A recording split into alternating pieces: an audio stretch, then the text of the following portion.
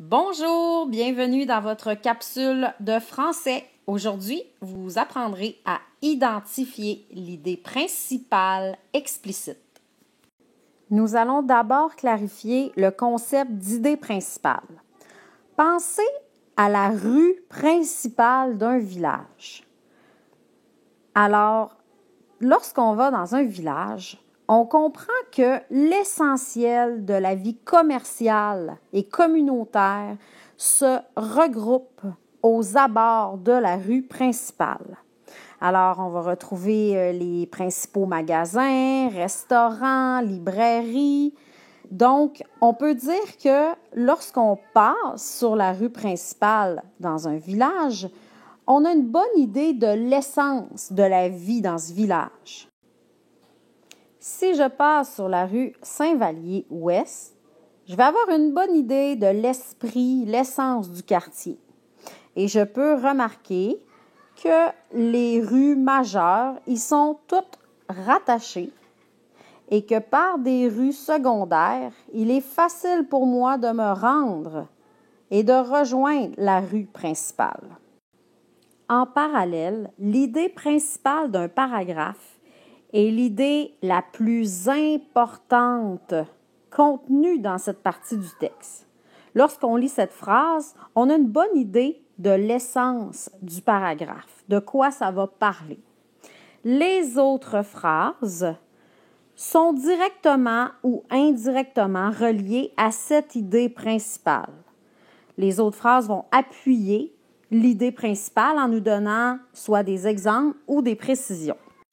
Mais pourquoi c'est une stratégie importante d'être en mesure d'identifier l'idée principale d'un paragraphe ou d'un texte?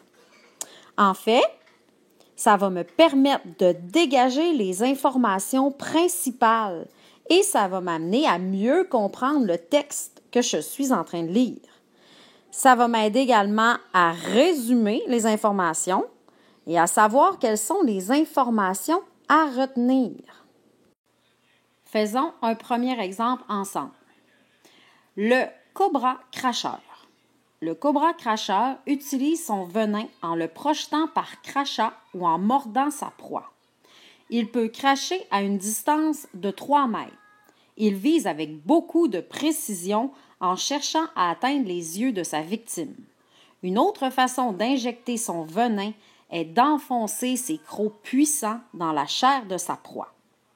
Alors ici, quel est le sujet de ce paragraphe? Oui, il s'agit bien du cobra cracheur.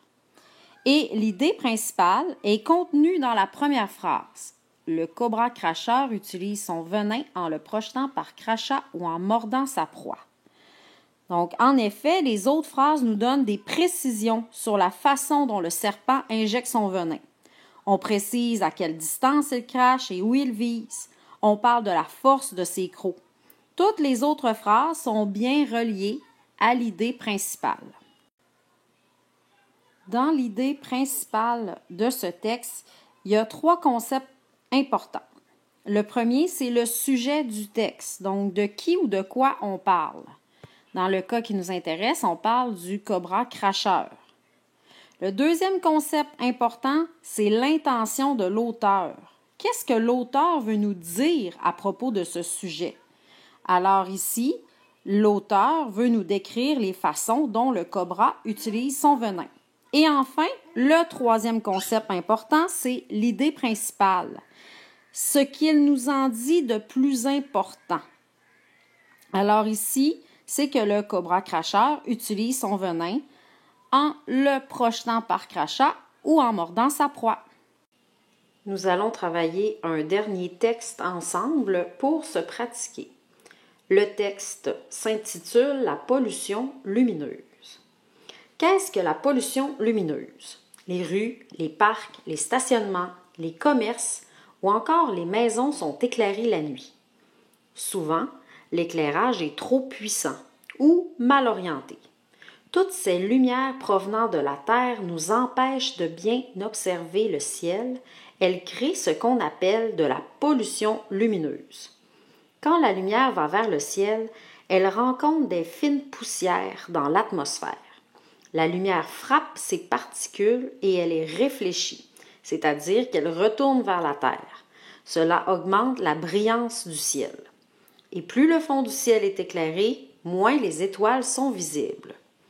Ici, quelle est l'idée principale dans ce texte?